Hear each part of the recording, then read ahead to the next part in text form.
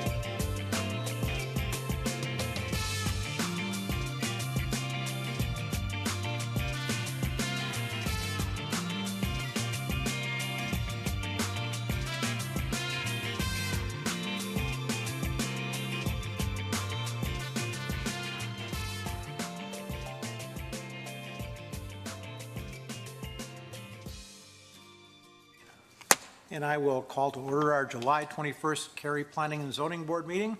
And we will begin by adopting our agenda. Do we have any amendments? Seeing none, can I get a motion to adopt the agenda? So moved. We have a motion. Do we have a second? Second. We have a motion and a second. Discussion. All those in favor say aye. Aye. Opposed? That motion carries unanimously. And then we have a couple sets of minutes to quickly approve. The first one is the June 16th regular meeting minutes. Are there any amendments? If none, can we get a motion to approve? I move that we approve the June 16th meeting minutes. We have a motion, we have a second? I will second. We have a motion and a second. Discussion. All those in favor say aye. Aye. Opposed? That motion carries unanimously. And then finally, we have the minutes from our June 30th work session. Do we have any amendments for that set of minutes? I'll move approve. Work session minutes, June 30. We have a motion. Do we have a second? Second. We have a motion and a second. Discussion. All those in favor say aye. Aye. Opposed? That motion carries unanimously. And now we will get right into our agenda. And we're going to start off with a public hearing. So before I do that, I want to just provide a little bit of background about how this works. We're going to begin by with a discussion from a member of our staff that is going to present the factual details of a case. Following that, I will open the public hearing, and our first public speaker will be the applicant. Following that applicant's discussion, which will be 10 minutes long, we will open the public hearing to other input from citizens. And I'm going to ask that you be succinct. It's time to speak, please approach the podium via this stairway on my right, on your left. Give a card, identification card to our clerk, and then please speak at the podium to my right, to your left. We need to do that so the audio goes in the right place. Please be concise, avoid repetition.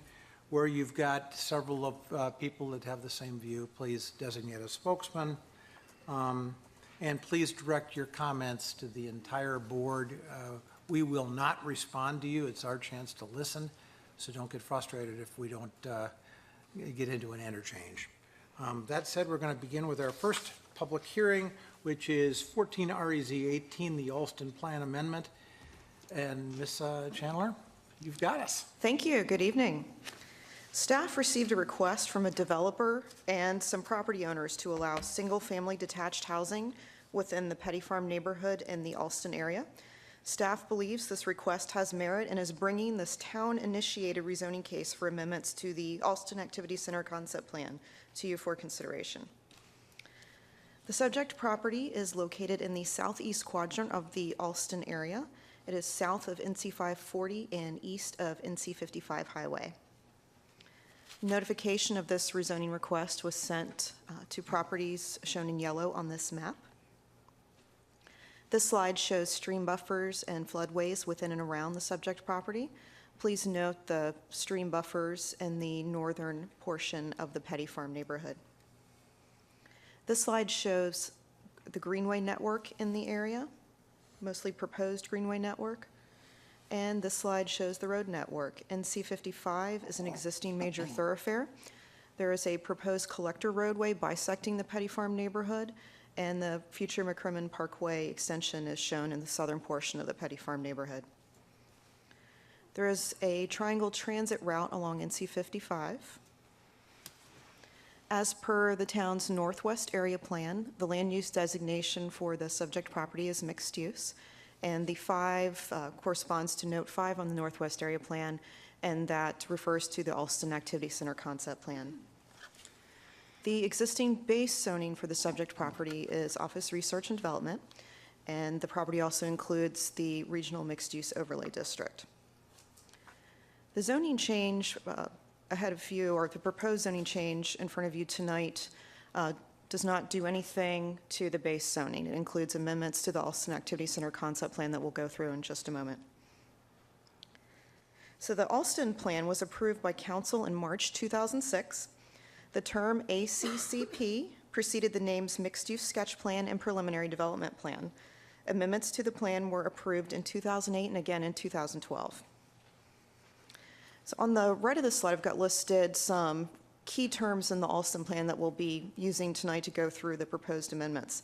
The Alston plan has a certain hierarchy of geography in it. Normally, well, we still have the land use, on top of that zoning.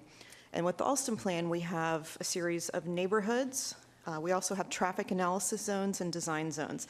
If you can imagine all of these things stacking on top of each other, that will help as we go through. So this is the neighborhood map, and you can see there are 5 different neighborhoods, and the neighborhoods include descriptions. And the Petty Farm neighborhood, again, is in the southeast quadrant of the Alston area. The 15 traffic analysis zones are shown on this map, and these traffic analysis zone boundaries were established by existing and planned thoroughfare and collector roadways, physical features, and ownership patterns. And this is the design zone plan from the Alston Activity Center concept plan. Again, please note the Petty Farm neighborhood in the southeast quadrant of the area. So the proposed amendments tonight include a change to the Petty Farm neighborhood description, in addition to the allowed uses and development limits section, and a change to the design zones. So again, here's the neighborhood map. The Petty Farm neighborhood is shown in yellow. The description is currently written in the Alston plan as this. The Petty Farm neighborhood is located in the southeast quadrant of the study area. Retail along the collector, and a key thing to point out here is what's underlined. Due to the proximity of the freight line, single-family units are not currently planned. The proposed neighborhood description is as shown on this slide, and a key change here is non-residential and/or mixed-use development will both frame the neighborhood's main street and be located adjacent to NC 55 and the future McCrimmon Parkway extension. Residential developments in Petty Farm will be conveniently located for work and play. So that's the change from the current description. With the allowed uses and development limits, we're looking at traffic analysis zones, or TAZs, 14 and 15. In the Alston plan, we have table 2.1, which is allowed uses and development limits. And this is a blow-up of 14 and 15. And you can see the maximum commercial square footage, maximum office square footage, and the maximum residential units for those 2 TAZs.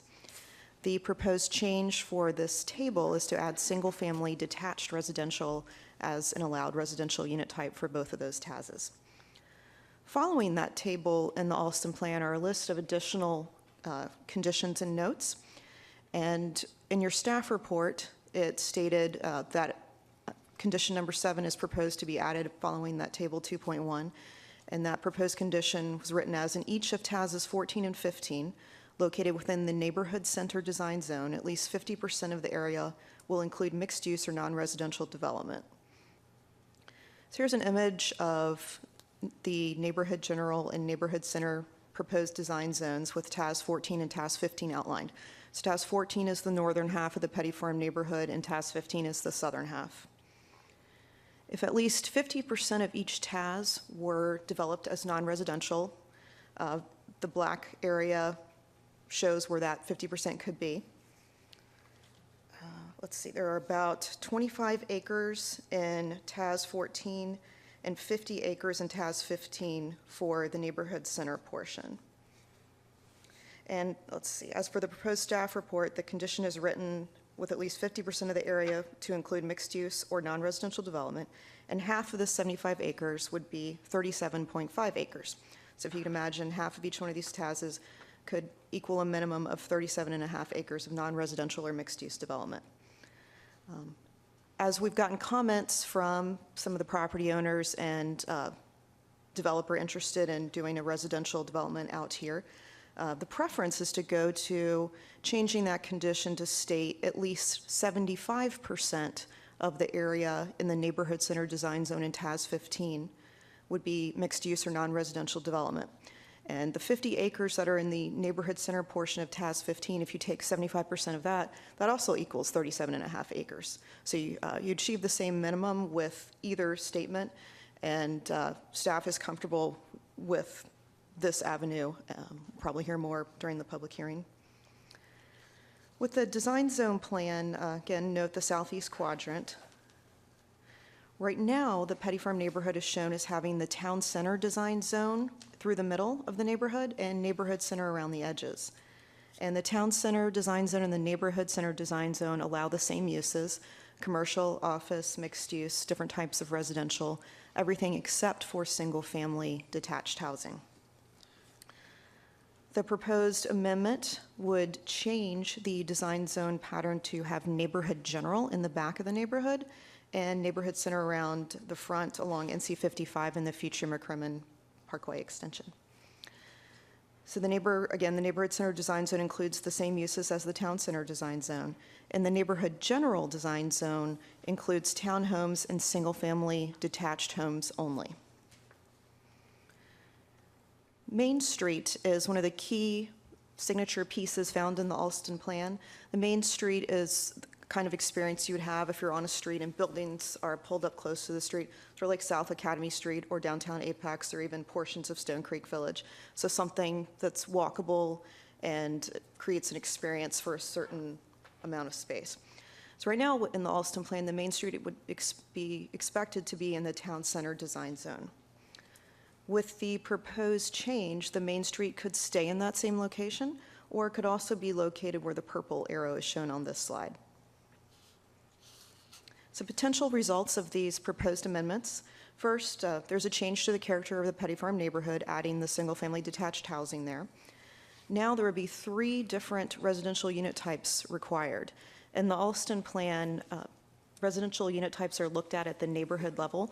So we look at the entire Petty Farm neighborhood, and if there are a total of 5 residential unit types allowed, 3 must be provided in the entire area. Right now there are 4 allowed, so 2 would need to be provided. If we add that 5th type, now 3 different residential unit types would be required in the neighborhood.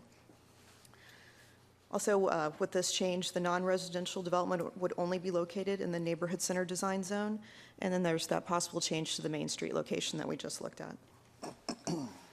We've talked to most of the property owners in the Petty Farm neighborhood, and everyone was in support of the change, just had some questions about understanding what was going on. There was interest in seeing the area improved with new residential development. There was also concern about future roadway improvements and concern about maintaining tax base for non-residential development. After we made the changes and put together the staff report for the Planning and Zoning Board, we talked to a few of the property owners again, and one of the property owners stated that his intention for his property along NC 55 is only for non-residential development. He didn't quite understand why that additional condition was needed. He goes, of course I'm going to do non-residential. And then Lennar Homes said that they prefer that the non-residential requirements only be focused on TAS 15, so that's that 75% of the area in TAS 15 in the neighborhood center design zone be maintained for non-residential. There was a protest petition filed before the town council public hearing. I'll have to read that. And that included the note, single-family detached housing doesn't fit the intent of the Alston plan. Area is better suited to the town center and neighborhood center design zones. Triangle Forest Products Incorporated has owned and operated on its present location for 11 years and does not believe homes will be a good neighbor for their business. There's a possibility of theft, vandalism, trespassing, and related injuries are a concern. The reason the protest petition is invalid is because it's inside the subject property, and a minimum of 20% of land area is required to make a valid protest petition for an inside piece of property. So at the town council public hearing, we had two people speak. Steve Leach from Lennar Homes stated that his company is interested in developing a single-family attached and detached housing neighborhood in the area, although there is no plan attached to this request tonight for the amendments to the Alston plan. And then another property owner spoke and shared support of the single-family detached housing. He just asked for consideration about having a town center design zone designation along McCrimmon. He's interested in the Main Street being focused there. He was also asking questions about having one railroad crossing instead of two. Town council had questions about the number of residential units that could be built in the neighborhood general design zone, and they were interested in getting some clarification about some of the design zones. And as far as the number of residential units, if the neighborhood general portion included homes at 4 to 5 units per acre, that would be a range of 280 to 350 homes, and that's leaves 10 to 20% of the residential unit allocation left for the neighborhood. Town council commented that the neighborhood description was ambiguous, so the description you saw tonight has been revised since then to hopefully add some more information. And one council member noted there need to be a compelling case to change from office to residential, and yet another council member stated that he was concerned about the viability of office space throughout the entire area. Multiple council members shared concern about school capacity, and one council member said he agreed that this rezoning does have merit. So changes since town council. So based on those questions, comments, and concerns expressed at the town council public hearing, we did change the Petty Farm neighborhood description, and we added that condition to follow Table 2.1, the uses and limits by traffic analysis zone, that requires a minimum amount of non-residential development. So the land development ordinance sets the following criteria for review when looking at a rezoning case.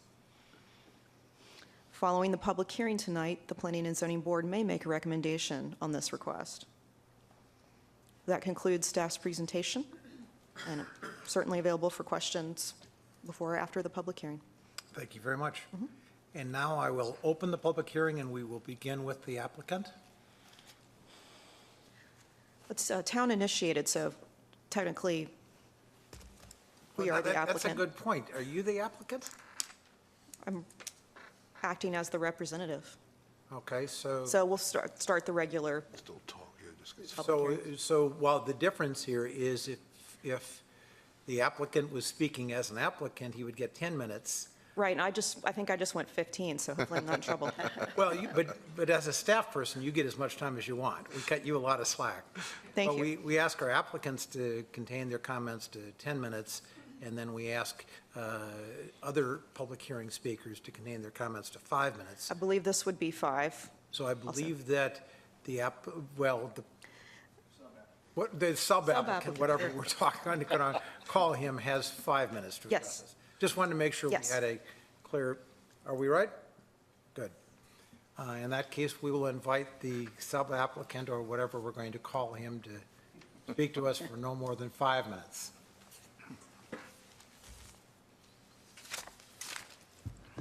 Good evening, Mr. Chairman, members of the board. I had intended and designed my comments to be brief tonight, and now that I have only 5 minutes, I'll see what I can do to curtail them even further.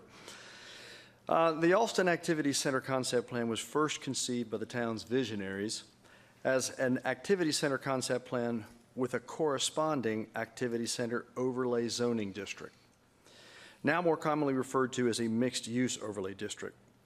The Alston ACCP was proactively developed and initiated by the town in order to guide future development of the regional mixed-use center that the town's comprehensive plan envisions around the interchange of NC 55 and I-540.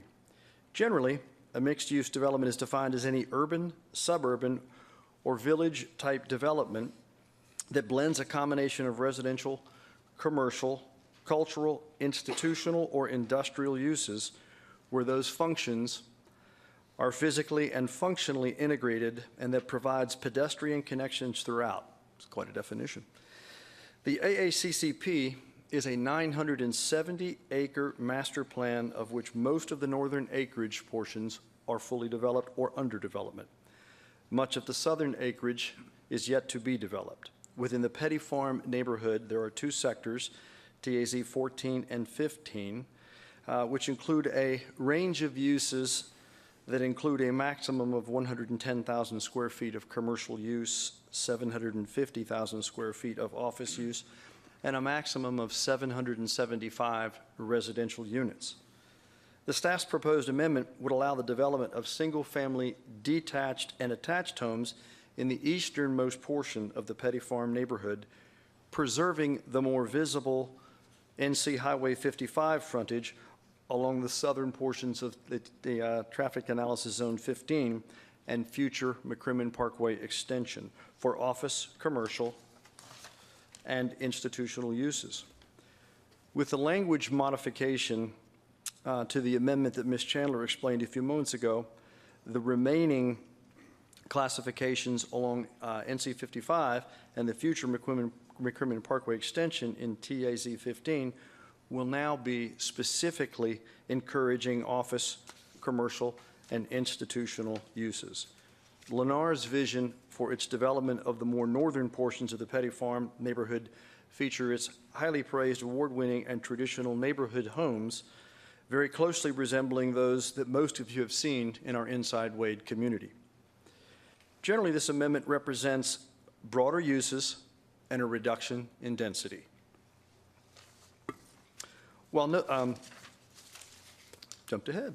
Based on our past experience in Inside Wade, the community's overall impact in the public school system was very low. At build-out, the neighborhood featured some 307 families. Of those 307 families, only 46 school-age children were registered in the Wake County public school systems. And while no two areas are the same within the county necessarily, the school systems, the impact of the school system may be different, and we recognize that that may be the case here. The mixed-use and urban infill developments, however, typically have lower impacts on school systems than the more traditional forms of subdivision development. And specifically with the lower density that is prescribed in this evening's amendment, it would be a lower impact all the way around on the town's infrastructure. With the board's recommendation for approval of the staff's amendment to the AACCP and the council's subsequent approval next month, you may expect to see a traditional neighborhood development in the TAZ 14 and a small portion of the TAZ 15 neighborhood general portion that is less dense than what is currently allowed under the existing uses, which of course impacts the area's infrastructure far less, and one that is compatible with the overall intended use for the 970 acres in the mixed-use overlay plan. A community that is interconnecting its many uses with sidewalks, pathways, community art, parks and quiet spaces, neighborhoods, streets, and boulevards, as well as access to major thoroughfares that accommodate ease of travel to and from the many conveniences that Cary has to offer. We ask for your support this evening, and I appreciate your time. And before you walk away, I forgot to ask you to identify yourself at the beginning of your comments. So just so we make sure that we dot that I, would you please identify yourself? Does that mean I get to do this again? No. My name is Steve Leach, and I'm with Lennar. Thank you. I'm available for any questions if you have any. Thank you. Thank you. Could we have our next speaker, please?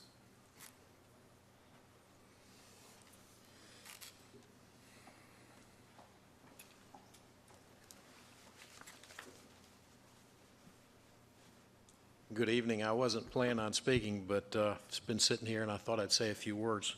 My name is Eric Evanson, and I own 2.61 acres at what would be the corner of Highway 55 and the future McCrimmon Parkway extension. It's basically right on the corner of Petty Farm and Highway 55. It's a pie shape. I have lived in Cary for 30 years. My wife grew up here, and her parents grew up here, so I'm part of an original Cary family. I want to thank Meredith for her outstanding work. We met with her, and she's truly a professional. And I want to thank you for volunteering your time. We love Cary, and it's a great place. This is probably, from what I understand, going to be one of the biggest intersections in Cary when it's completed, so it's very important. I want to say that I have no problem with the requested amendment. I have no vision of seeing my property being used for residential on where it's located. It should be commercial or institutional or office. Just a few thoughts here, because leadership involves vision. You always have to look down the road when you're a leader, and each of you are leaders for Cary. And I want to only plant this in your mind. I have no problem with the residential building out there, but some thought needs to be given now to dissolving Petty Farm Road. It's just a dirt road. You can see it. It's the old Durham Road. Union troops chased Confederate soldiers up that road. There's a lot of Confederate bullets that have been dug up by NC State students out there, but it's just an old dirt road there, and it needs to be dissolved and parted, so it's, I guess, given half and half to the parting owners. Some of it would probably go to me, but I'm not asking for that reason. I'm just saying it's there, and we need a vision for that. And next, some decisions need to be made now about making it profitable for a developer to extend the McCrimmon Parkway going east. As you can see, it's the green part there on the road. Once that happens, then that area will really expand and grow. And I think those are ideas that need to be thought about. If you don't give some kind of tax incentives or whatever to a developer, it's going to be hard to get that done. Otherwise, you're just going to have kind of a wasted area out there for a long time. And I think what they're doing out there in terms of building across the highway with the new shopping center and everything, it's just going to be a beautiful area. And, you know, I'll just say this and I'll sit down. I remember when we had the housing bubble, and I remember contacting some leaders, and I said, why don't we make Cary immune from the recession? Make it very pro-business. And let's just come up with some incentives and tax credits and deductions. Well, this is an area that we can really do that in. And so I think this is the first step in that direction out there.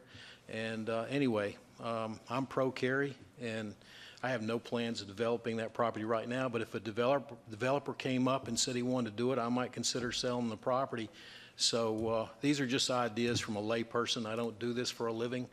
Thank you for your time. Thank you. Next speaker, please. Anyone else like to speak to us, please? Seeing no one approach the clerk, I'm going to close the public hearing and open this case up for board questions. I have a couple. Mr. Miller. Ms. Chandler, you had the slide, I didn't get the number, it showed the two different options. It had sort of the black shaded areas where the non-residential could develop. Yes. This one correct? So we have this one and also this one. Yes. Okay. And is it correct that either of those, it's an either-or condition with the new condition, correct? That is correct. So Lennar's preference for the second one Yes. could be accommodated, but it also could be the original one. Yes. And the business that submitted the protest petition could continue to operate Yes. if this change is made, correct? And what we're talking about is the neighbors, and if they want residential neighbors, and if residential neighbors would want to be there or not. Right. Okay. Okay. That's all I had. Okay, Excuse me, Mr. Warner, I think you had your hand up first. Meredith, is it too early in the process for Lennar to provide what their dream mix of residential is at this point in time? Too early to provide in the context of tying it to this rezoning case? For example, the percentage of single-family homes versus single-family attached versus multifamily? The Alston plan is unique because we're following something from several years ago. This Alston plan acts maybe a little more like a plan development document than what we see today with a mixed-use rezoning and a PDP. Wouldn't necessarily fit in well with a document to add a plan to it or tie a plan to it. And also, I was reminded to note that references to inside weight are not any kind of condition attached to this. It doesn't mean Lennar Homes couldn't show you something, and I can share that they have submitted a site plan for the area, and I guess the question. we could show that is- as on record. Yeah. The question is that just because the amendment would allow detached homes to be built, doesn't necessarily mean in the final analysis, which, by the way, presumably will create a less dense residential neighborhood. But it's conceivable that Lennar could come in and say, well, we've rethought that, and since it still allows multifamily and single-family attached, that they could go just with that, and the density stays about the same. Is that possible? Actually, if this amendment would go through as shown on this slide, in the part that's labeled NG for neighborhood general, the kind of orangish color, in neighborhood general, only single-family detached and attached or single-family homes and townhomes are allowed. You cannot do anything else in that design zone. So whether Lennar or someone else chose to develop single-family detached homes and/or townhomes, the density would still be decreased because of the change from, or potential change from neighborhood center to neighborhood general, since multifamily is not allowed in neighborhood general, live, work, et cetera, it's not allowed in there as well. Okay, and then, but still, there's not a requirement that they would have to have single-family detached. That is correct. There is no requirement that would, for that. It could, if this went through, it could all come in as townhomes. Okay, thank you. Okay, now I think, Mr. Shaw. Ms. Chandler, do you know what effect this amendment would have on the total number of residential units, regardless of type of unit? We can have an estimate. Let me go to, let's see. The maximum residential units allowed in TAS 14 right now are 420. Based on discussions with Lennar and also just looking at the Alston plan and looking at the neighborhood general design zone, and there's a lot size requirement in that. So if the density would be about 4 to 5 units per acre in a neighborhood general design zone, you would end up with that number I gave before. I believe it was 280 to 350 housing units. So with 350 being, let's see, about 350 being max there would still be some residential unit allocation. So technically the density would be less than what could be built under neighborhood center and town center design zones. Does that help? Okay, now, allowed use current and proposed. Yes, what's written in black is what's in the plan currently, and what is red and underlined is proposed to be added, so that this single-family detached is new. Mm-hmm. But the 420 and 350 would stay the same? Those would stay. Those are maximums. They're not, no minimums, no requirements. Mm-hmm. So we would get to a lower density just by the sheer fact that a Changing. single-family detached takes more room, and therefore you can have fewer of them. Right. Okay, thank you. Ms. Chandler, I have a question about the original staff report, and it's on page 5. Okay. There's a statement about the Petty Farm neighborhood description, and in there it says, due to the proximity of the freight line, single-family units are not currently planned. This raised my curiosity because First of all, it sounds like kind of a logical thing to say, okay, there's railroad tracks out there, probably somebody doesn't want to live next to a railroad track, so that kind of makes sense. But I extended my curiosity into looking at where single-family units were allowed in this ACCP. And to some degree, it seemed a little arbitrary because they are allowed in other TAZs. Am I using the acronyms correctly? Yes, you are. So I'm a little curious as to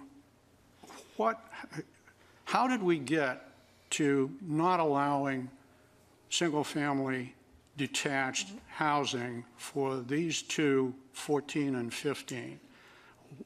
What of a historical nature prompted the decision to exclude that as a use for future development? Was it strictly adjacency to the railroad tracks, or was there more to it? Because it seems to me that were there not railroad tracks there, and they don't seem to be bothering Lennar Homes in their particular view of the potential of this property, it would seem to me that if there wasn't a railroad there, this could have as easily been a TAZ that had that as an additional potential usage. When you look at the other TAZs where it is also allowed, because they are in some cases close to Panther Creek, and in other cases they're on the north side of 540. So could you help me with kind of how this came about? Certainly. When the Alston plan was started, there was a week-long visioning charrette that happened, and there were landowners, business owners, citizens, staff. I know some council members and planning and zoning board members were involved as well. And there were discussions and brainstorming, and vision was articulated. And when the group was looking at the Petty Farm neighborhood, they saw that the area seemed to be isolated by the fact that it has the railroad tracks on the east, 540 on the north, and then 55. And that was looked at as maybe not so kid-friendly as far as letting your kids go out and run around. And correct or not, an assumption was made that often single-family homes attract families with children. So with that thought, I thought, well, let's put the single-family homes over in the Evans Farm neighborhood and have that progression of homes on that side. And let's focus this area that has some connectivity issues. Let's focus this area more on office. And that was the thought. And now, since we have a developer interested in the property, like you said, they know the railroad track is there, and their buyers would know the railroad track is there. So it's some sort of change in interest that is one of the reasons we thought this had merit and should be looked at and discussed. Does that answer your question? That helps a lot, thank you. Wayne, I vaguely remember, it's taken me way back now, but I vaguely remember that one of the reasons we didn't put single-family detached in that plan is at the time we were assuming that as part of our design objectives, we wanted to get higher density closer to RTP. And so the idea was that we'll put multifamily there, and it'll be, or single-family attached there, which will give us higher density, which means we're concentrating more density close to RTP. But the problem is, as things evolve, yes, we have other areas that have developed differently, and we have a marketplace that's developed differently. And we also had a vision for suburban office that maybe is a little different than the reality that has evolved in the marketplace. Helps. I'm trying to justify something we did 7 years ago. Sure, you're exactly right. Actually, the Northwest Area Plan has the whole policy direction of increasing densities close to RTP. But as I said, some things have changed. That they have. Other questions? I have one more if nobody else wants to jump in. The speaker's comments about the future of Petty Farm Road and McCrimmon Parkway Extension, the planning for those, how is that typically handled and at what phase would that be irrelevant? Roadway improvements, Yes. site plan time. If you'd like more information, I'm sure Mr. Jensen can share some. That would be a, Okay. even with the ACCP, that's still a site plan kind of issue. Correct. In terms of what, the alignment and so on. Okay, thank you. Just to follow up, in our CTP, or excuse me, our Comprehensive Transportation Plan, we do still have that road designated as a, McCrimmon? no, Petty Farm? Farm Road.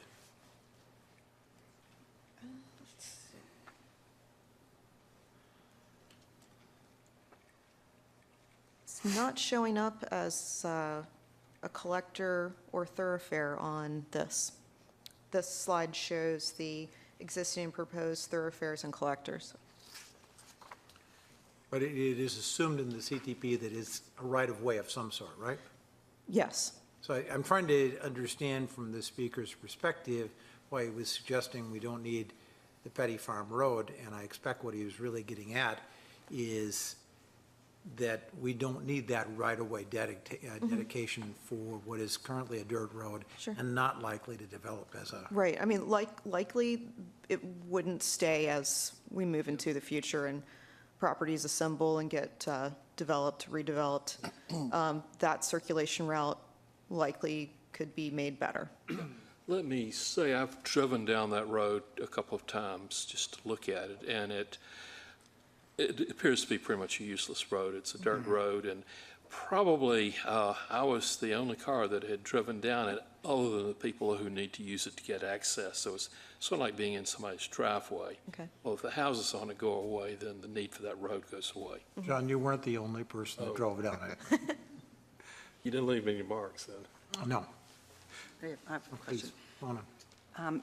Mr. Chandler, if the proposed town center Main Street is changed, will that be approved at site plan, or will that have any impact on McCrimmon as far as access into the property? There would be no impact as far as access goes. Okay. And in the Alston plan, there's a requirement for a main street, and it doesn't say exactly where it would go. When a site plan comes in, we'll be looking for that main street. The first plan to come in, we'll be looking for that main street to be started. And then however it shapes out, it'll be continued. So that's one thing we look at when plans come in the Alston area. We make sure that that main street is there and the full required length would be able to fit in the area as other plans come in. Great, thank you. And at the risk of having been around too long, again, I also recall that when we had that initial discussion, the plan was that that road was going to cross the highway, or across the railroad tracks, and then was going to connect to, oh, help me here, what were we going to connect it? We were connecting it to something on the other side of the railroad tracks. Lewis Stevens. Yes, thank you. And that option kind of got taken away from us when we had the railroad, the high-speed railroad compact that said we're going to minimize crossings, railroad crossings, and in fact, I think that the McCrimmon Parkway crossing is now going to be an overpass. So originally that town center road, if you will, the town center was aligned where it is because we're going to have a road there that was going to cross the railroad tracks and was going to connect to something else. Now, we can't put a road there that connects to something else, so that town center it would be a road to nowhere. Oh, okay. Great. Did I get that right? Right, it'll be a challenging connection. Right now, our comprehensive transportation plan shows that as a collector. Whether or not that railroad crossing happens and it makes it through, it's very hard to say. Okay. Part of what I'm doing here is justifying what was done 7 years ago. We weren't totally clueless. Other questions? Okay, do we have a motion here? Mr. Warner, motion. Mr. Chairman, I move that the board forward case number 14 REZ 18 to Town Council with a recommendation for approval to amend the land use plan as proposed. We have a motion. Do we have a second? I'll second. We have a motion and a second. Discussion. Mr. Chairman, the reason for my motions are the mere fact that the staff is proposing this amendment carries a lot of weight to start with. Number two, the fact that the amendment will provide for reduced density in that area. Number three, the one consideration or issue that was raised by Councilwoman Robinson about the need for increased capacity in commercial was addressed by the developer, and I think that it's probably good use of the land in that sector.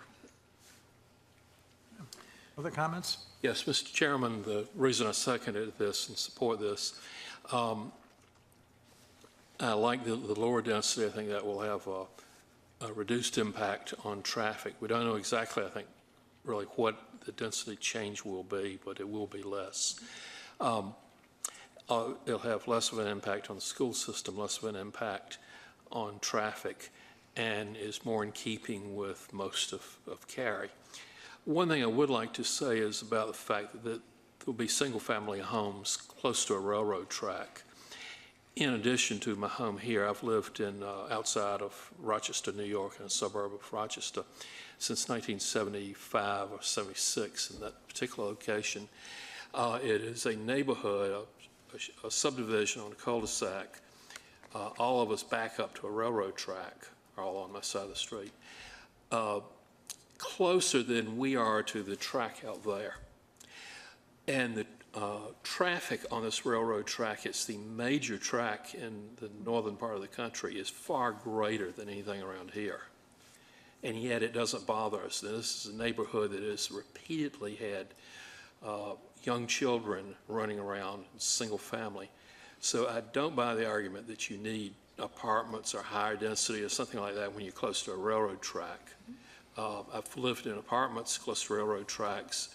There's no advantage to an apartment. I have no objection to single-family homes backing up to a railroad track. You do have to worry a little bit about buffering and trees and landscaping and stuff like that. But other than that, I have no problem at all with it from years of experience. So I like this proposal and will certainly support it. Other comments? I have one comment. When the motion was made, I believe it was called a land use plan amendment, and this is technically a rezoning, but it's an amendment to the Alston plan, so just got to move the words around a little bit. Would you agree to? I agree. Would you to give? make that change. Would you give Mr. Werner some corrected language as a? The one at the top. Tell us what to If you say. could just use the regular rezoning motion, the wording that talks about The rezoning? reasonableness, et cetera, yes. Okay, let me restate the motion. I move that the board forward case number 14 REZ 18 to Town Council with a recommendation for approval, as it is consistent with the comprehensive plan and all other applicable plans and is reasonable and in the public interest for reasons set forth in the staff report and presentation. And Mr. Shaw, will you accept that amendment? Yes, I do. Okay, we have a motion and a second.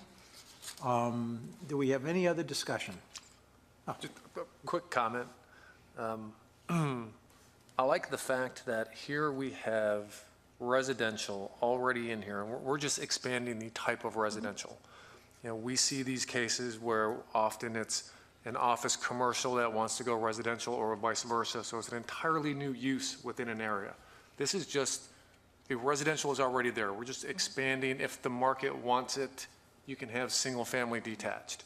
So for me, this is, I can get behind the motion, and this is actually easier than a lot of these cases I've seen because it's just expanding what is already allowed. So I'll vote in favor of the motion. I have a similar comment, which is I like that it's increased flexibility with a new type of residential development allowed. At the same time, though, I think it gives us a little more specificity in that the notes to the plan and the amendments to the plan give a little more idea about what may be going where and what the possibilities are for the collector roads for the non-residential and for the residential. And I think that's attractive. And as Mr. Swanstrom said, things have evolved since we planned, and I think we did a good plan, but now things are a little more specific, and so I'll support the motion for those reasons as well. Other comments? Well, I plan to support the resolution. I do think that the type of development that's going in here, even though we're not looking at a site plan, but we all know what inside Wade looks like. And you're getting detached single-family homes, but you're getting it in a package that is much more amenable to what we're trying to do with this mixed development concept here than you would in your typical urban sprawl, single-family development. So for that reason, that's another log on the pile to make this a worthwhile resolution. I will point out, the action we take today doesn't guarantee that we end up with a Lennar kind of I should plot. always put a footnote on my chest to say things like that, but yes, it does. Thank you, Al. Now, Mr. Chairman. Other comments? In that case, I'm going to call this for a vote. All those in favor of the motion as stated, say aye. Aye. Opposed? That motion carries unanimously. Thank you very much. Thank you.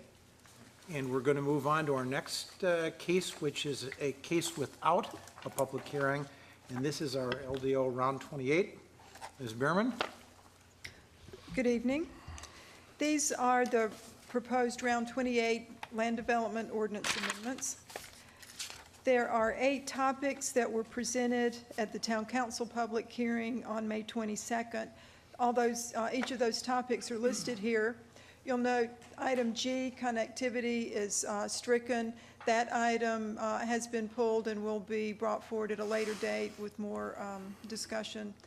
The remaining items were discussed at your Planning and Zoning Board work session on June the 30th. And I will go through each of these briefly as a reminder of that discussion.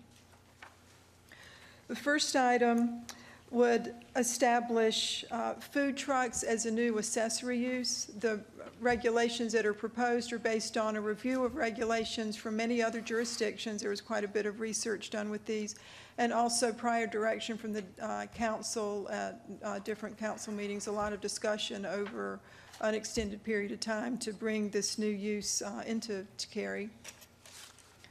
There's several aspects of the amendment I'll briefly go through.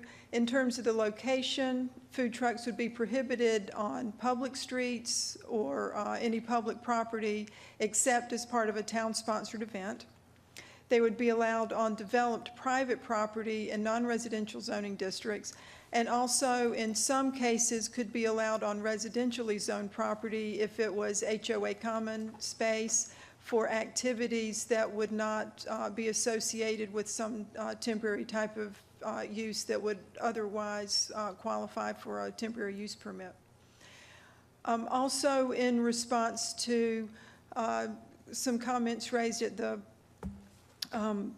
at your work session, there is an option has been added since the Town Council public hearing to allow food trucks on construction sites in a location that would be authorized by the general contractor and subject to the state and county licensing requirements to assure that they were safe and in a proper location. With regard to spacing, we have several provisions. They would be kept 100 feet from the main entrance of any restaurants, also 150 feet from any occupied dwellings, and the original proposal included a separation of 100 feet between any 2 food trucks. We did propose an additional option for you to consider this evening that would allow up to 3 food trucks on a single parcel without the separation requirement within that parcel. So if there were several food trucks, say, on a large shopping center parcel, if it qualified for other reasons, then the individual food trucks could be grouped together. And also, there are several other more minor siting requirements that just take safety concerns and site considerations into effect. Food trucks would be allowed from 6 a.m. till midnight, and then they would be removed daily from the site for service at a commissary, and this is a requirement of the county health department. One sandwich board sign would be allowed. That would be the limitation of signage. No amplified music would be allowed. With regard to seating, we originally had proposed no seating. There was some discussion at your work session regarding that, so we added an option that the property owner may provide portable seating such as tables, chairs, and benches for the site to accommodate the trucks, and a number of requirements related to keeping the site in a safe and sanitary condition. With regard to the process, currently food trucks are allowed as a component of a temporary event, and in this case, a temporary event permit would be required that would incorporate that. With these changes, there would be an annual accessory use permit that would be required for each site that wanted to accommodate food trucks. So the permit would be for the site, not for the individual trucks.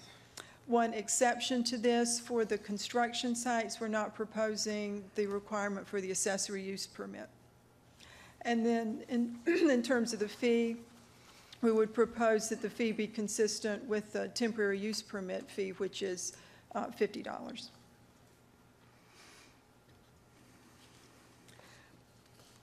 Item B is related to development procedures, and there's 3 different components of this item. First relates to the timing of neighborhood meetings that are required for rezoning. The second addresses concept plans as a possible condition for rezoning applications. And then there are some provisions related to clarifying the amount of change that could be allowed in development plans after their initial approval, to determine what changes could be approved by staff versus what changes would require going back to another rezoning process. With regard to the neighborhood meeting, currently the neighborhood meetings are advertised by and hosted by the applicant prior to submittal of a rezoning application. With this change, the town would host a common monthly meeting that would include all of the rezoning cases that were submitted that month. The meetings would be conducted after submittal of the rezoning rather than before. The town would notify the property owners within 800 feet of the rezoning request. The meetings would typically occur here at the town hall, and the meeting would begin with the general orientation about the rezoning process that would be given by staff. And then they would be a breakout into individual meetings with the applicants on each of the individual cases. The second item related to procedures concerns concept plans as a zoning condition. Currently, we do not allow the applicant to submit a concept plan for a request. We may occasionally see an exhibit that accompanies a rezoning in order to illustrate some specific zoning conditions, if that facilitates understanding what the written conditions are. In this case, this amendment would not require but would allow an applicant to submit a concept plan as a rezoning condition if that was their desire.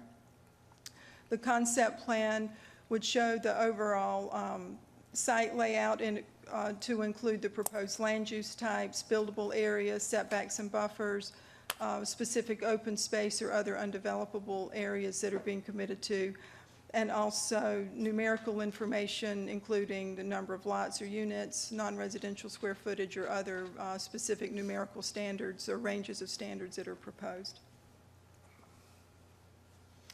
And also for non-residential and multifamily developments, we would be looking for the potential location of a little bit more detail with the potential street access points, internal streets and parking areas, and stormwater management devices.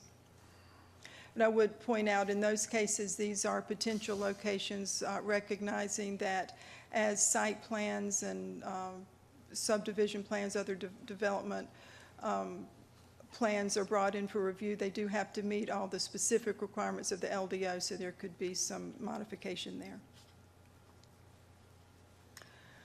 The next subcomponent of item B speaks to these changes to approved plans. And these changes would be applicable to rezoning concept plans that we're discussing, and also to the preliminary development plans that are applicable in MXD districts that you see now. And in addition, the mixed-use sketch plans and activity center concept plans, if we see those as well. There are a couple of different levels of changes. Certain changes could be approved by staff at the time of the site plan approval. That could include changes to the location of access points, streets, parking areas, stormwater management devices. And these are changes that may, as I mentioned, that may be needed in order to meet the specific LDO requirements when the more detailed engineering is done for the site to make sure that all of the ordinance requirements can be satisfied with the design. Also, there could be changes that qualify as a minor alteration per section 3.19 of the LDO, and these are, by definition, by being in the section for minor alterations, minor in nature. Certain changes would require rezoning of the property if they were modified. This would include changes to actual land uses, the specific building areas that were specified, open space areas, setbacks and buffers, or any specific numerical standards that were included as part of the plan. Also, if at the time of the site plan or subdivision there would be a placement of buildings closer to the any adjacent existing residential development, that would also trigger rezoning. And if there was an addition of or increase in the number of outparcels along thoroughfares or collectors for non-residential developments.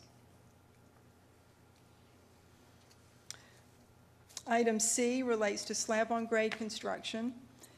And these revisions were proposed to address some changes made to the North Carolina State Building Code and associated building practices. And the purpose of these requirements is so that we maintain the architectural and aesthetic appeal of dwellings. This is to enhance the value of buildings and land and preserves the quality and character of our residential neighborhoods. This amendment would eliminate the current requirement to have 2 steps into the residence when you have slab-on-grade construction. It would also clarify the minimum height of masonry material around the perimeter of the home. The existing standard is for 3 courses of brick. The proposed standard is more specific and would be 12 inches above finished grade. And also the amendment would clarify if and when parging, which is a thin layer of masonry overlay, would be allowed in order to meet the minimum requirement for the perimeter masonry material. In terms of the materials, brick, stone, or modular block are allowed in all cases and are typically thought of as the standard. We have prepared options for consideration related to parging. There was quite a bit of discussion about that issue through the process. Option 1 would allow parging on all sides of a residence. Option 2 would allow parging on the side and rear with evergreen shrubs provided as well to soften the look. Options 3A and B would allow parging on the rear only, and with option 3A including evergreen shrubs, and option 3B not requiring the evergreen shrubs.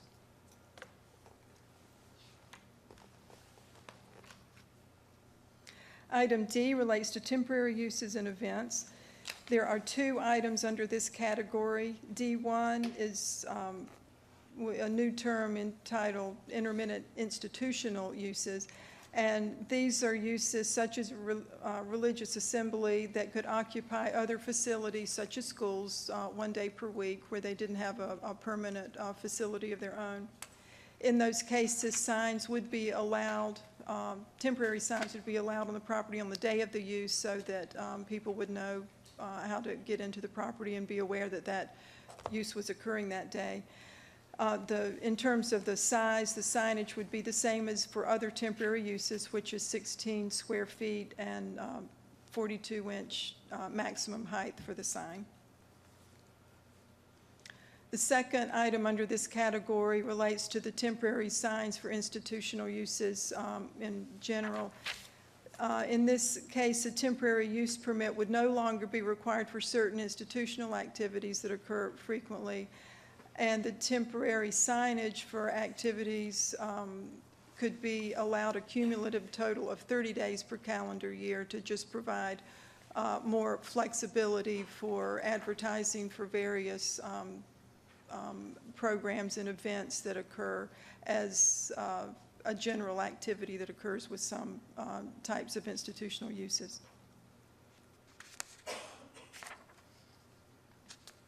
Item E relates to cluster mailboxes. This item was initiated in March when town staff learned that mail delivery in subdivisions was changing or had been changed from curbside delivery to a more centralized delivery and the use of cluster mailbox units. This is a change that was brought to our attention by the U.S. Postal Service. It's in response to a federal mandate. The town itself, as you know, does not deliver mail, but the Postal Service does determine how that mail is delivered, so we're looking at modifying the ordinance to take that into account. On May the 8th, the council adopted some associated revisions to the town standard specifications and details manual to address this issue. The proposed amendment provides options for accommodating these CBUs within the town's right-of-way along local streets in conformance with or in linking with those standard specification, the details in the specifications and details manual.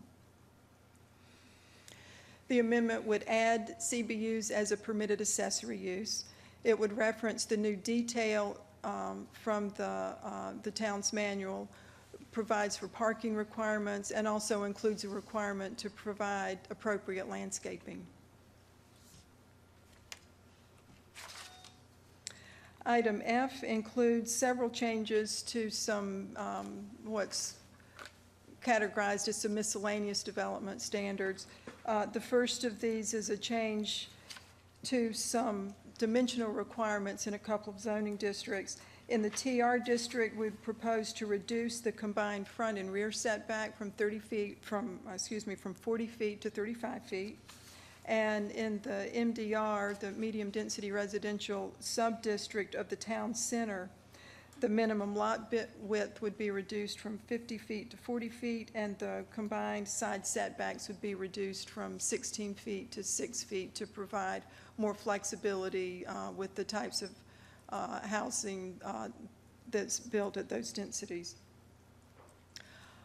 Also, these amendments include allowing the replacement of certain detached dwellings with non-conforming setbacks in certain situations. Also provides more parking options for model homes and requires a traffic management plan for school and assembly uses that have a capacity of 200 or more persons. And finally, item H includes a number of technical and minor amendments. There are quite a few of these. They're listed in your staff report. I'll be glad to summarize them if you need, but otherwise they can be found in your staff report. Staff recommends approval of the amendments, including several options listed here. Under food trucks, we would recommend option 1B, which would allow up to 3 food trucks per lot. We also recommend option 2A, which would allow the property owner to provide seating for food trucks, and option 3, which would allow food trucks on construction sites.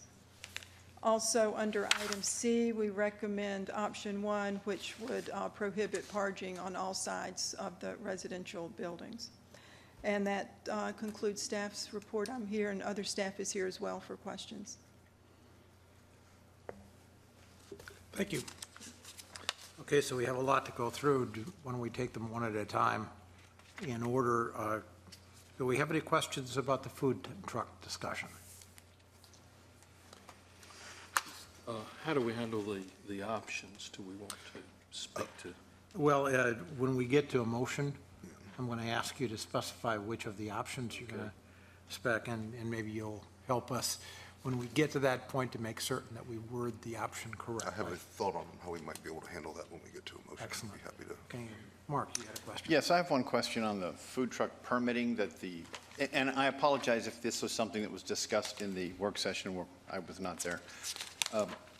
The question about a property owner who would be able to obtain the permit, what would then be required of the particular food truck vendor? Anything at all, or just to work something out with the property owner? For the food truck vendor would be required to provide they have a license from the health department and also from the revenue department, I believe, with the state or Wake County. Their required licensing for their food trucks would be required to be provided on the food truck along with the accessory use permit. The property owner would get the actual accessory use permit so that we could look at where those are located, look at the site in relation to other uses, establish where on the site the food trucks could be, and then the actual property owner would be free to contract with various food truck operators as long as they maintain their own individual licenses required other than the town for the truck itself. Great, thank you. Other questions on, I guess we're going to just do food trucks first, okay? Other questions on food trucks? Well, I've got a quick one. This is based upon something that happened in my neighborhood this weekend, which is a mini food truck rodeo, which I expect was not legal, since we don't have an ordinance that allows it. But when we have a neighborhood that wants to do a mini food truck rodeo, that would imply that there would be more than 3 food trucks. Do we have any process provision to allow that? Well, the limit for 3 trucks is related to this amendment on an individual property that is outside of whatever type of event that one would acquire a temporary use permit for. Okay. So if it was an activity that generated a temporary use permit, then the limitation doesn't apply to that overall permit. So assuming they did get a temporary use permit for that rodeo, they effectively didn't need to worry about this ordinance or the lack thereof? That's if they had a valid permit for the rodeo through the temporary use permit process, that would be the case. I would assume they did. And let's not check it. Okay. Other questions? Okay, maybe we can drop down to the second item, which was the discussion of concept plans to be included in rezonings. Do we have questions on that?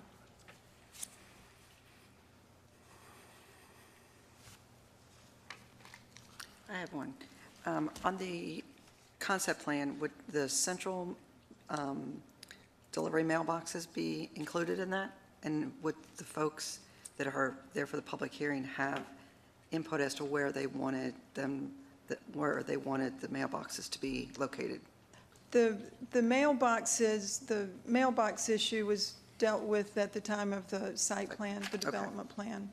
That's something that has to be ultimately approved by the Postal Service with working together, the town and Postal Service working together on that. That would not be addressed at the time of a rezoning. Okay, great, thank you. I have a comment, and I think it's going to end up being a question, so bear with me. If we allow concept plans at rezoning, are we likely to find ourselves in a slippery slope of having some of us unwilling to support a rezoning without that concept plan because we'd like to know a little bit more about it? Is this likely to go from being an option to being almost a mandatory requirement just because we get used to them and are uncomfortable approving something without one? And I guess I'd love to get staff perspective on that. Well, I would say that all zoning conditions are voluntary. Well, of course, but if someone looks you in the eye and say, gee, I wish I had a concept plan here, that takes an awful lot of the voluntary out of voluntary. You understand the point I'm getting at? Yes, I think that if there are those concerns, I'm sure the applicants would be aware of that and be looking at whatever the issues are. I would think that if there's a strong desire for a concept plan, I would think that there would be some issues underlying that are pointing to the applicant that would need to be addressed. And if maybe that could be addressed through the concept plan or other types of zoning conditions, but I think it all provides meaningful input to the applicant for what, what the town is looking for and what the planning board may be willing to support in terms of their recommendation and what ultimately the council would be willing to approve. Okay, let me see if I can go at it a different way. Developing a concept plan costs money. And if indeed, in order to get a rezoning, you're much safer as an applicant in having a concept plan, then effectively are we, for any other than no-brainer rezonings, are we effectively front-loading the cost of the concept plan to the rezoning stage? Well, we did, in looking at the criteria for the concept plan, those criteria are less specific than would be required for a preliminary development plan, for example. And typically usually when a development comes in, there's some sense of what is ultimately envisioned. And to the extent that, the applicant can convey that, we've tried to have the requirements be so it doesn't necessarily have to be something that would be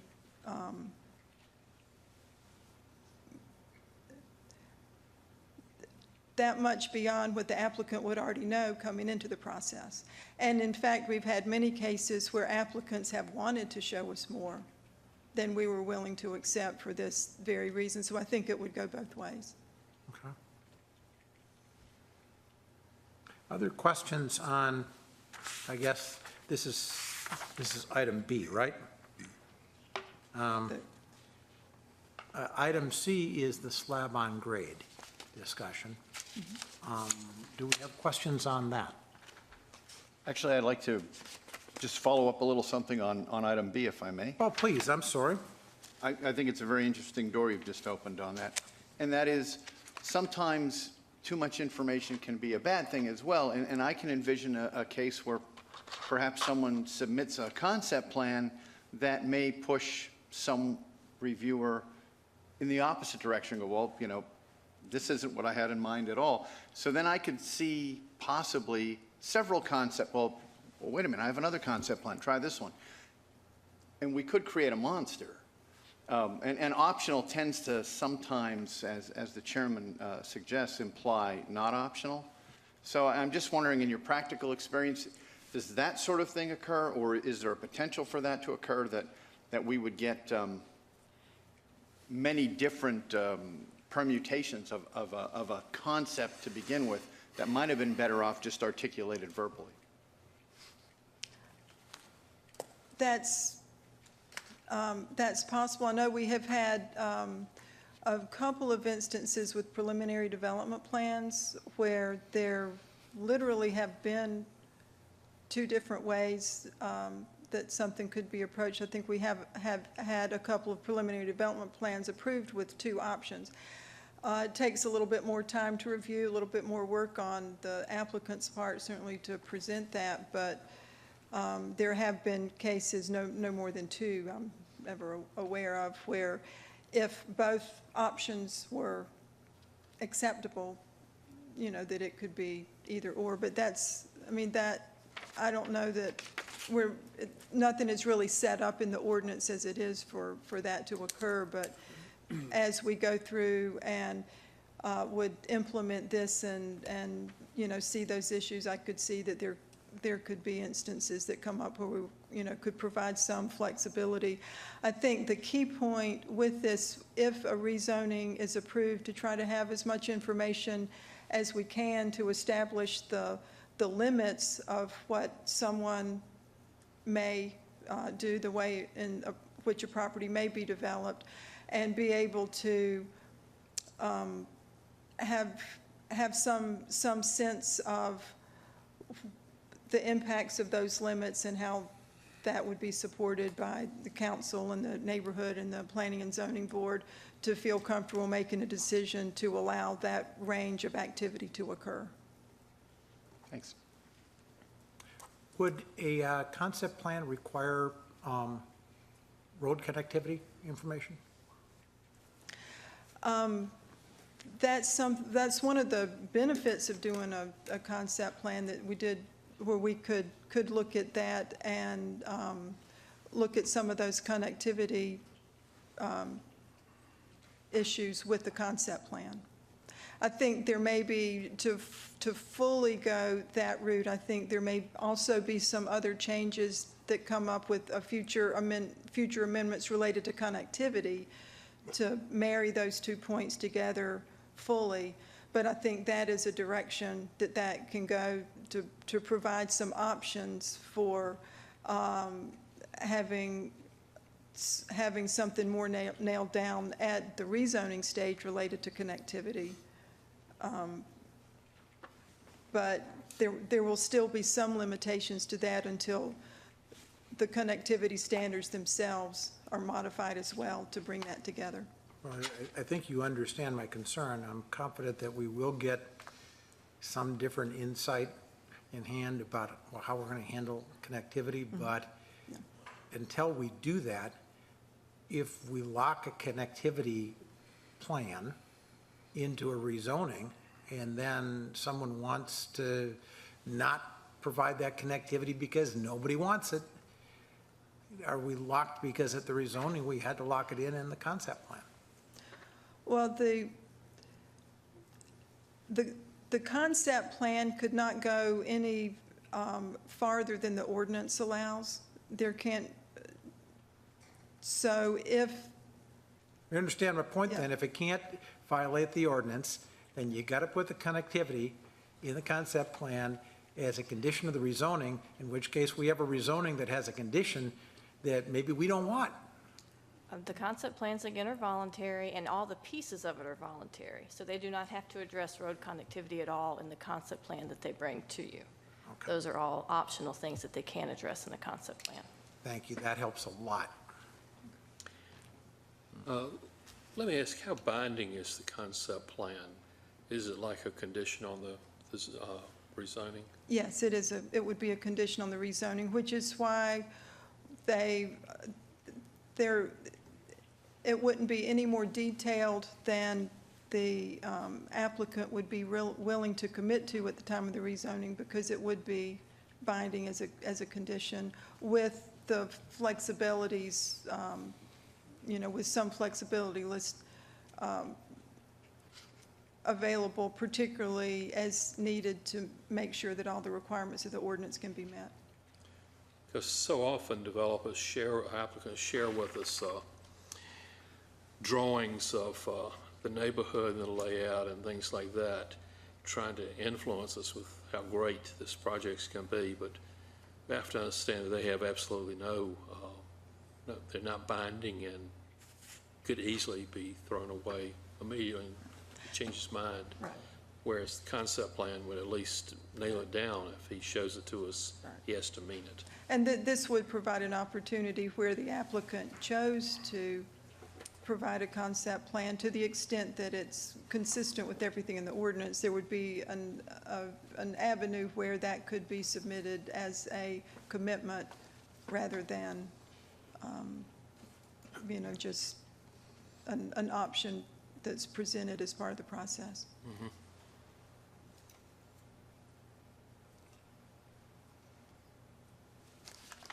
You okay, John? Yep.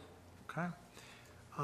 Any other questions then on the concept plans as part of rezoning?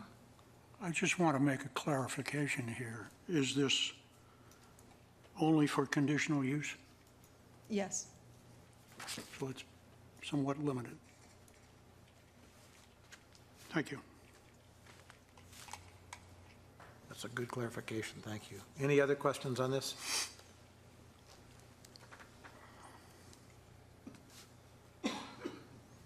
Okay, then we're going to go on to item number C, which is the slab-on-grade discussion. And just to be clear here, you recommended parging allowed on all sides? Not allowed. No. Prohibited none. on all Or sides. prohibited on all sides? Okay. I wasn't clear when you said, thank you. Okay, we have questions on slab-on-grade provisions. None. And do we understand what the options are, right? Okay. I think then we go to item D, which is the temporary use permits, correct? Questions here? No questions here. Item E is the central delivery mailboxes. And I will point out at this point that we had a work session on this, so it isn't as if we aren't interested in these topics. It's just we've spent a couple hours talking through them. I do have one question, and I'm sorry for interrupting you. Please. The question I have concerns retrofitting existing neighborhoods, and only because I lived through this in another state where the post office said they were going to go to centralized delivery, and it was quite cumbersome to do that. So what sort of considerations are we making here to accommodate a retrofit, or is this purely a new construction issue at this point? The ordinance would be new construction. We do have our staff, the engineering staff, planning staff, working with the neighborhoods in process and with the Postal Service to try to come up with solutions for those developments that are underway already. Okay, so the answer is this is only for new development or in process and new development. It doesn't have anything to do with retrofitting old neighborhoods, right? Well, it puts the provisions in place for some guidelines for if neighborhoods are to be retrofitted, the standard specifications and the details that are in the town's manual for those would apply to the LDO applies to new development, but the standards apply to whatever situations that we have evolving. Does that get to your? It sure does. And again, I apologize. Any other questions on Mr. Warner? Will there be any allowance by the U.S. Postal Service for unique situations? And I'll give you one that actually is in the process right now. The board and the town council approved the Ogburn property in the Regency neighborhood, and that property is completely surrounded by the Regency community, which is all part of the same HOA.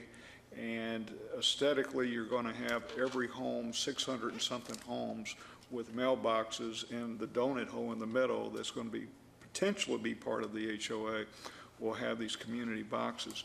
Is there any flexibility there with these requirements? I can't speak for the Postal Service. They ultimately will make the decision with whether or not they deliver the mail and how those are set up. But I can say that, you know, again, the town staff is trying to work with the neighborhoods and the post office to try to come up with the best solutions possible that can be accepted by the Postal Service.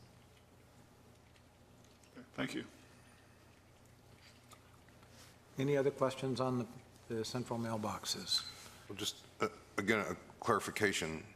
I mean, this is really a reaction to what the Postal Service has chosen to do, and we are trying to react to that and set the standards to however they decide to do it, whatever size clusters they use, wherever they put them. We're just trying to establish the standards as the town. Is that a reasonable assessment? Thank you. So we're not doing this, we're just reacting to somebody else that is doing this to us. Thank you for that clarification. Okay, then moving on to item F, questions about the miscellaneous development standards. I have one. Please. On the, I guess it's miscellaneous, what do we got, 1? Miscellaneous F2, replacement of detached dwellings. So this just relates to detached dwellings, but if I have a structure that doesn't meet the detached dwelling definition, and I have a non-conforming use, and my building struck by lightning burns down 75%, my use, my structure, I have no recourse to bring back my structure. That's staying the same, I guess. Is that correct? That's staying the same. This exception is basically for detached dwellings that could be subject to extreme hardships due to issues related to right-of-way dedication, actions by utilities, a change in road classification. Sure. Right. But this is only applicable to detached dwellings. Perfect, thank you. Okay, moving on to, I believe, item G. G's removed. H. Deleted. Pardon me? G is removed. That was the connectivity that's removed. That was, thank you. I was wondering why my letters didn't match up here. Thank you. Moving on to item H then. And I believe that's is that temporary signs? No, yes, that is temporary signs, right? It's technical amendments. Temporary signs Technical and minor amendments. was under D. I'm sorry, yes. That is the technical and minor amendments. Yes, Any questions on those? Seeing one, let's go back now and see if we can come up with a motion. We want to try to motion these all as one, specify the options. I have a suggestion, and I'll attempt Please, in the form of a motion, and we'll see if it works. Given that items A and C both have options associated with them, and the expectation that those could be addressed in separate motions momentarily, and item G has been removed, I move that the board forward LDO amendments round 28, is that where we're at? Mm-hmm. Items B, D, E, F, and H, in other words, all those that have not been removed, and those that do not have options associated with them, to town council with a recommendation for approval as it is consistent with the comprehensive plan and all other applicable plans and is reasonable in the public interest for the reasons set forth in the staff report and presentation. Let me make sure I got them right. It's B, D, F, and H. B, D, E, F, and H, all but A and C, and then G has already been removed. Got it. We have a motion. Do we have a second? Second. We have a motion and a second discussion. I'll just say again for clarification, the intent is that we could address items A and C separately and people can weigh in on the options. And echoing what Mr. Swanstrom already said, which is that we have discussed these at length in a work session, all of them, so. Take this one. Just a comment, and to put it in the record, it's not going to stop me from supporting the motion, but F2 on the, I think it was categorized as potential extreme hardship on certain people due to certain issues, right-of-way setbacks, all this kind of stuff. I mean, if somebody's non-conforming use burns down 70%, that's an extreme hardship, but I don't think there's any recourse for them to allow their non-conforming use to come back. I understand why cities have these. This is the fourth municipality I've been involved with in a planning capacity, and this is the fourth time I'm going to advocate this. I think the inability for residents to not be able to rebuild commercial, non-conforming, all that kind of stuff is an undue hardship on residents. This is a step in the right direction. It gives residents it takes away one more potential nightmare scenario for residents, which I think is good. But I'd like to see, if you have a non-conforming use, until there's intent to abandon that structure or that use, I think the city ought to give people the benefit of the doubt and let them continue that use. I'm going to support it, but I don't think it goes far enough. Thanks. Yeah, I think that's a reasonable point. And as you said, it doesn't change what's there today. Exactly. And I but we understand why might want cities to do this. look at I that in the just future. philosophically don't agree with it. Understood. Other comments? I just want to say that I'm both relieved and grateful you didn't attack conformity when I wasn't there, or connectivity, my mistake, when I wasn't there. I would have felt very left out. If there are no other questions, we'll call the vote. All those in favor of the motion as stated, say aye. Aye. Aye. Opposed? That motion carries 9-0. And now I assume that you might want to go back and make a motion on A. Or someone else might want.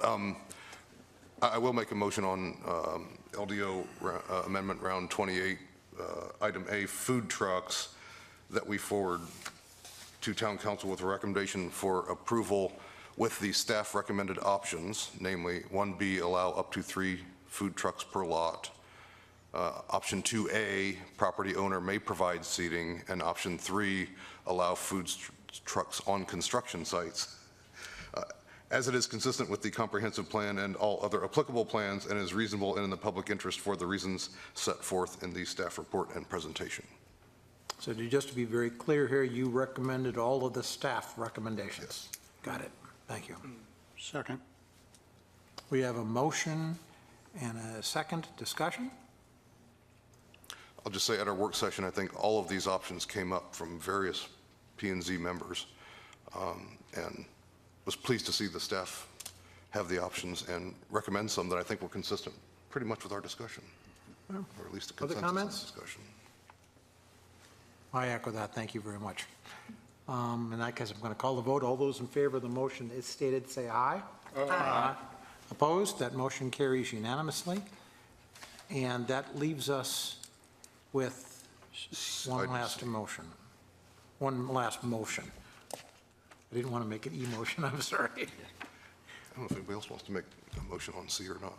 Go ahead. You've been doing pretty good. Well, I'll make a motion, and we'll see what happens.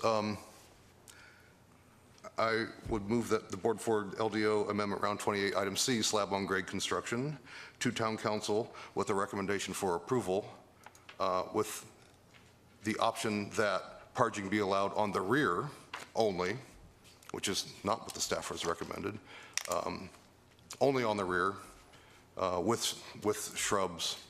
I don't remember which one that was. That was 3B, I think. I've lost it in the staff report. Do we need that? 3A was with shrubs. 3A, so option 3A. And only on the rear and only with shrubs. As it is consistent with the comprehensive plan and all other applicable plans and is reasonable and in the public interest for the reasons set forth in the staff report and presentation. If there's a second, I'll speak to it. Okay, we have a motion. Do we have a second? I'll second. We have a motion and a second. Okay, now you get to speak to it. We did discuss this one at length, and I think there are varying opinions, and I think all the opinions have merit. I chose this option in the motion because I think it's a compromise between what we heard from one of the developers who was at our work session, or representative of a developer's organization. And I think that the rear elevation is less concerning to the neighbors, and if that's what the product that the applicants and developers think they can sell, I think that's okay. I do share the view that was expressed at our work session that I don't think any of us really like purging. And I could certainly live with the staff recommendation, but I want to try that one as a compromise. And if, you know. Other comments? Well, I would support that position. As previously stated, I'm not one in favor of any parging, but to try to reach a good compromise, as has been pointed out, I think option 3A does that, and we are addressing the aesthetics by not allowing the parging on the front and the sides of the houses, and allowing it in the rear with some vegetation, evergreen screening certainly helps soften that a little bit. And as was said, the backyard is not typically or usually as visible to the public as the other areas of the houses are. And I would also suggest that there are many backyards that have a lot worse things than parging on the foundation, so I can live with it. This, Other comments, Mr. Shaw? Yeah, I would have preferred option 1, but allowing parging with the shrubs on the back is a good compromise, and I have no strenuous objection to that. So I'll support this. I feel the same way. I mean, I would have preferred option 1, but I can live with 3A. Okay. Well, I have to tell you that one side of me would prefer option 1, no parging. But the other side says, you know, maybe we cut some slack in the backyard, but then if we require shrubs, well, I'm thinking of a lot of backyards that I've seen, even on new developments, and I don't know whether shrubs make any sense to force shrubbery around the parging. But I don't feel strongly enough about this to not support the motion. I think there's a lot of people could live with Mr. Warner? different options. I'll support the motion, but I will say this. I'm familiar with parging, and I think we would be doing a service to the community by not allowing it because it's infamous for cracking and flaking off, and it's going to happen. And since we're doing it on 3 sides, I don't know why we wouldn't just do it on all 4 sides. But I'll support that. I think it is a good compromise, but I'll just point that out, that is a trouble area for any builder. I'm going to jump in and simply say I'm not going to support this motion, primarily because I think we all don't like parging. I agree with Mr. Warner, it's a problem. I agree with Mr. Swanson that it doesn't really make a lot of sense to just be dealing with the back of the house, although we kind of are saying, well, you know, it's not that visible. Pretty much our work session seemed to imply that everybody didn't like it. And while I understand Mr. Miller's desire to show some compromise on our part, I really don't know that this is doing that much for the builder, to be real honest with you. It might make us feel a little better when we go to sleep tonight, but I just don't see where this makes a lot of sense. So unless we're voting for option 1, I'm going to vote no on everything else. And there it goes. Well, that will ensure that it doesn't stay on consent, which will ensure another discussion. Okay, if we have no more comments, I'm going to call a vote on this motion. All those in favor of the motion as stated, say aye. Aye. Those opposed? Opposed. No. 2. We have 2. Oh. Who is the Mark and Wayne. Okay, then we're going to move on to our last case of the evening, and this is 13 REZ 28, the Stith property north. Ms. Behrman? This is a request to rezone about 5 acres on the north side of Green Hope School Road. It's about 2,000 feet west of NC 55. This is a vicinity map. You can see Green Hope School Road here and NC 55. And this is a closer aerial view. It is a wooded site. The existing zoning is R40. The proposed zoning is transitional residential conditional use. The proposed zoning conditions include limiting the allowable land use to detached dwellings at a maximum density of 3.9 units per acre and also associated neighborhood recreation use. There are also traffic mitigations proposed that were part of a traffic study that was required not for this property but for a related site on the opposite side of the street. They did include the traffic mitigations recommended related to the frontage of this property or for this site that includes a left turn lane on Green Hope School Road into the site. This is a southwest area plan. The plan designation is MDR, and several months ago the land use plan designation was changed to MDR as an associated request with this rezoning.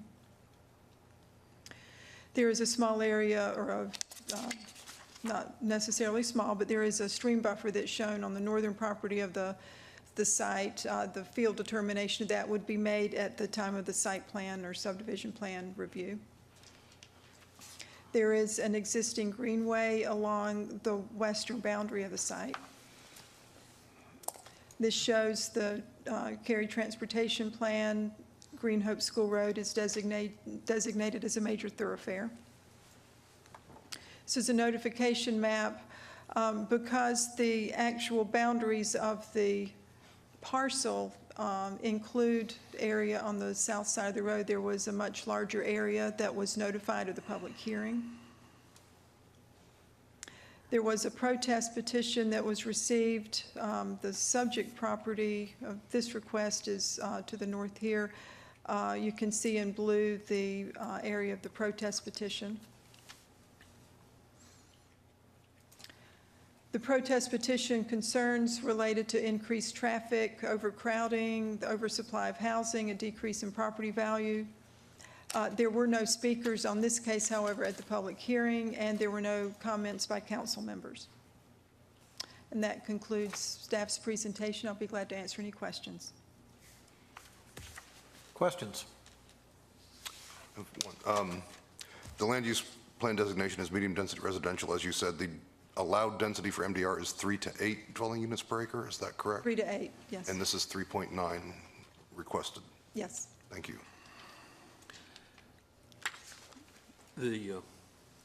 Shaw. Okay, the minimum lot size is 6,000 square feet based on the proposed zoning district conditions that were put on it. Correct. Okay. What, not counting the cemetery, obviously, but the residential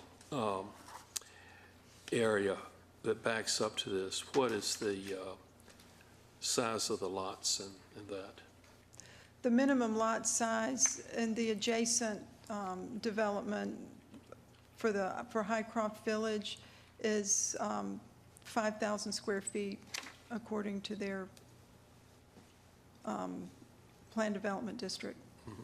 As far as the actual lots and all that are there now? I don't know the exact number. I think there's a range in the 5,000 to 6,000 range. So it looked to me like it was somewhat larger than that. Mm-hmm. Okay.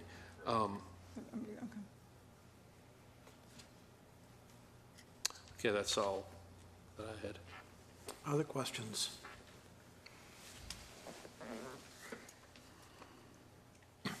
If we have no other questions, someone please make a motion.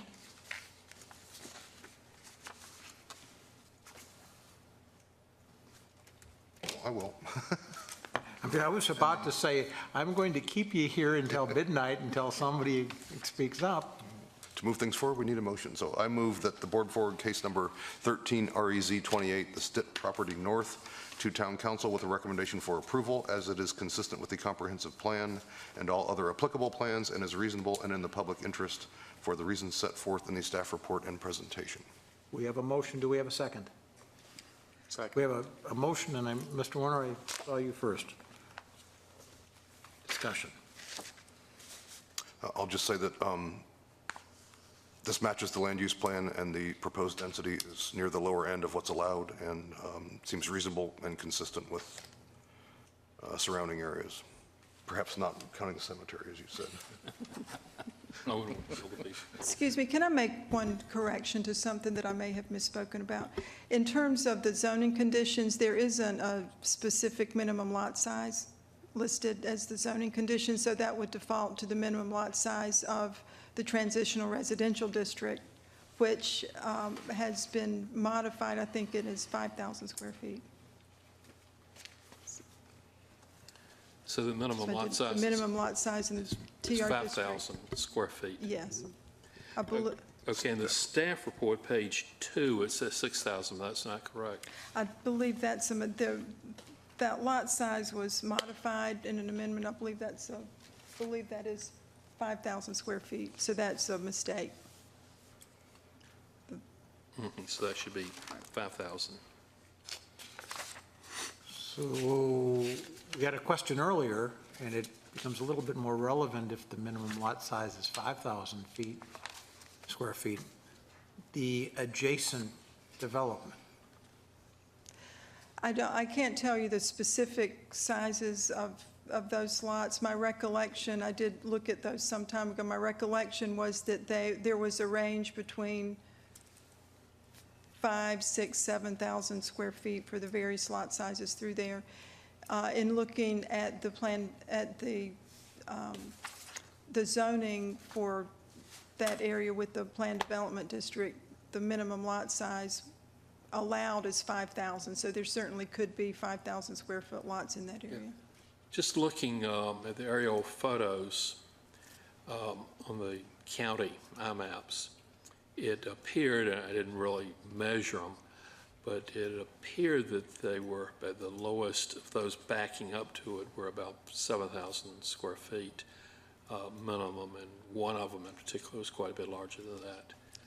5,000 would be less than the size of my lot in a townhome.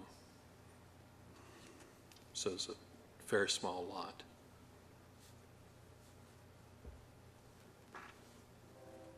So is your point that we're actually transitioning from lots that are larger? Yeah, I believe this, if 5,000 is the minimum, now, if 5,000 is the minimum allowable, but there were a condition that it would be larger, that'd be different. But if there's no such condition, we have to assume 5,000. I think that would be a problem.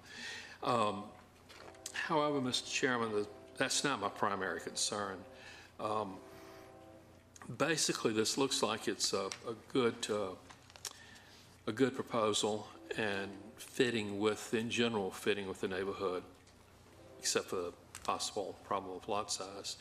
My main concern is the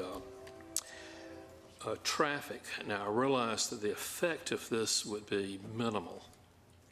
It appears, looking at other traffic studies that have been done in the area, including the one that was done for the Stitt South, but just extrapolating downward to get to the numbers.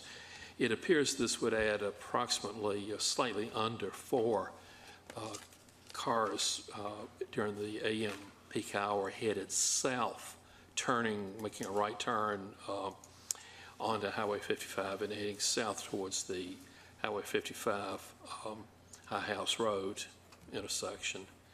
That intersection is already failing, or already projected to be failing in the background in 2016. It also appears that there'll be 2.86 cars in the AM rush hour going towards Green Level Church Road. Again, that is an intersection which is failing, and particularly that approach, because it's an unsignalized intersection, is failing in the projected 2016 background from some of the traffic studies. So even though this is relatively minimal, we have the problem of the death by 1,000 cuts. The fact that we're adding a little bit, a very little bit, to a problem that already exists. We have a lot more things in the pipeline on Highway 55 coming along, plus things outside of our control further up the road in each direction that will put even more congestion onto this intersection and a number of other intersections on 55.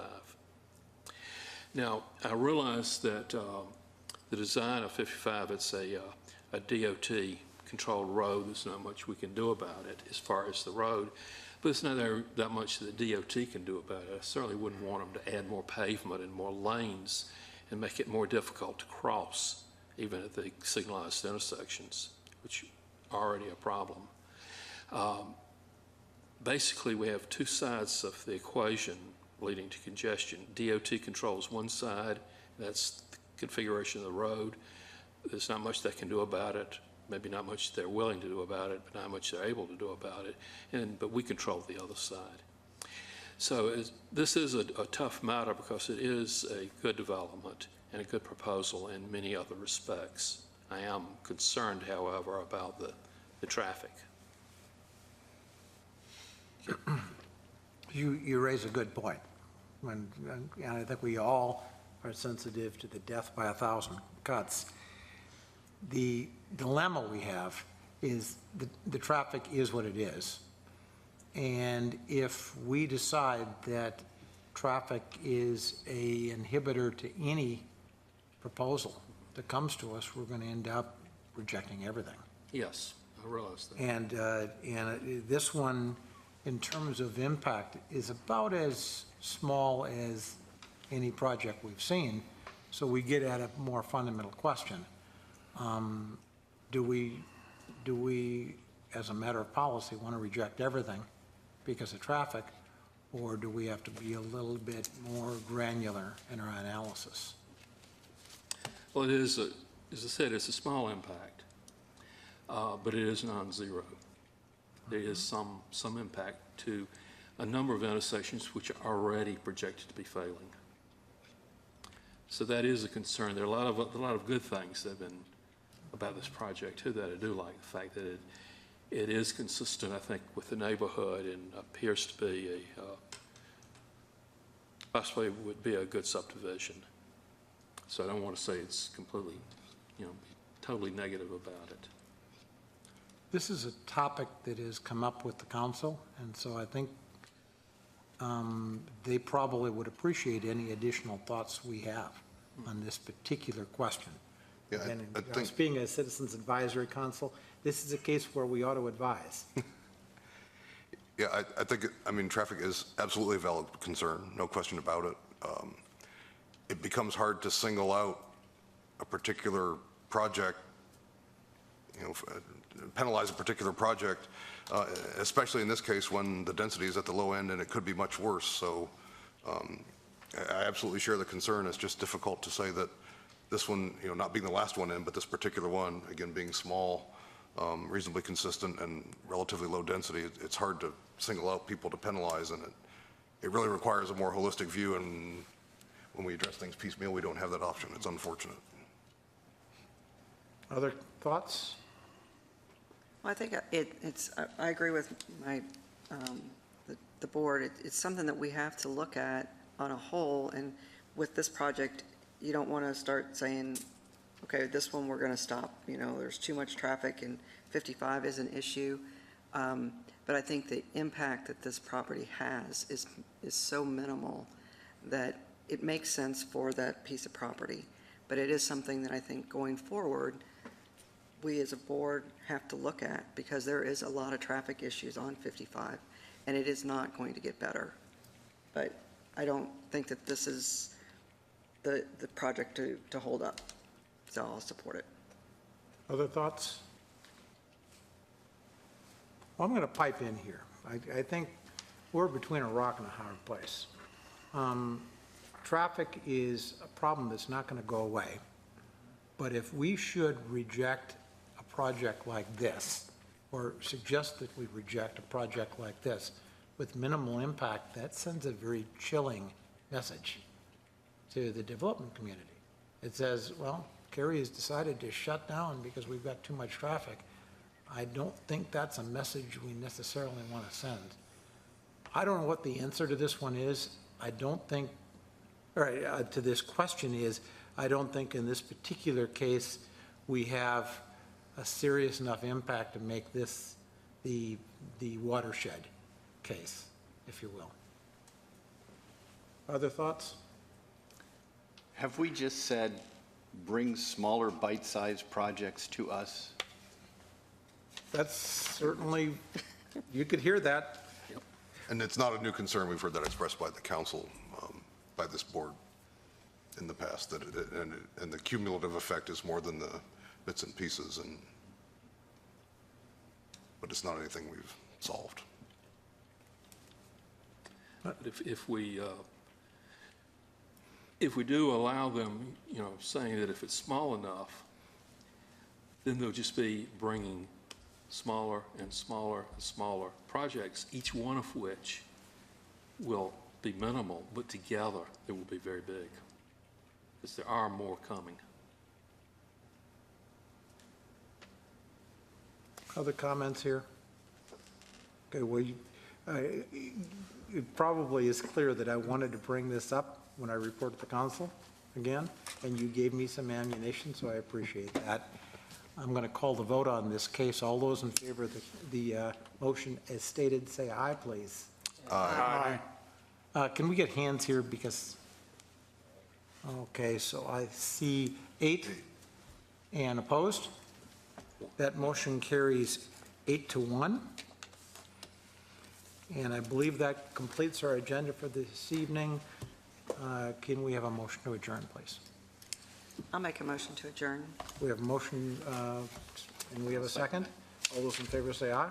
Aye. Opposed? That motion carries unanimously. No, you want to stay. Oh, yeah. Thank you very much.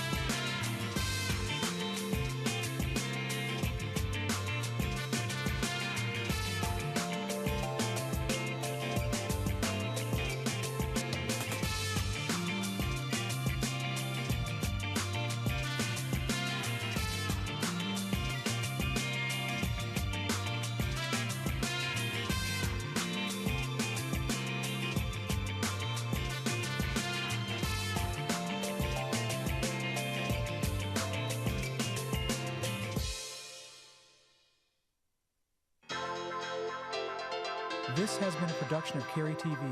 Visit the Town of Cary's website at townofcary.org.